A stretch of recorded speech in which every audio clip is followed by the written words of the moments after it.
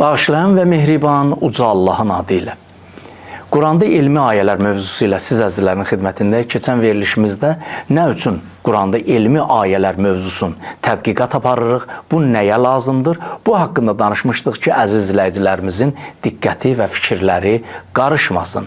Biz elmi ayələri tədqiq etməkdən məqsədimiz bəzi suallara ki, insanlarda sual yaradır, sual doğurur, o suallara cavab vermək üçündür. O suallar bunlardan ibarətdir. Quranın hansı ayələri 100%'lıq təcrübi elmlərlə üst-üstə düşür?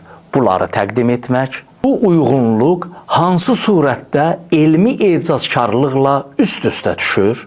Hansı məsələlər Qur'an-ı Kərimin həqiqi mənası ilə uyğun gəlmir? Qur'an-ı Kərimin həqiqi mənası insanların hidayəti üçün gəlməsidir ki, təbii ki, elə elmi məsələləri gətirib Qur'ana aid edirlər ki, onların Qur'anla yaxından, uzaqdan əlaqəsi yoxdur. Bəzi ayələrdə nailiyyətlər vardır ki, o nailiyyətlər təcrübi nailiyyətlərlə ziddiyyət təşkil edir və təbii ki, elmi ayələri təqdim etməkdə məqsədimiz budur ki, həmən ziddiyyətləri siz əzizlərə təqdim etmiş olaq.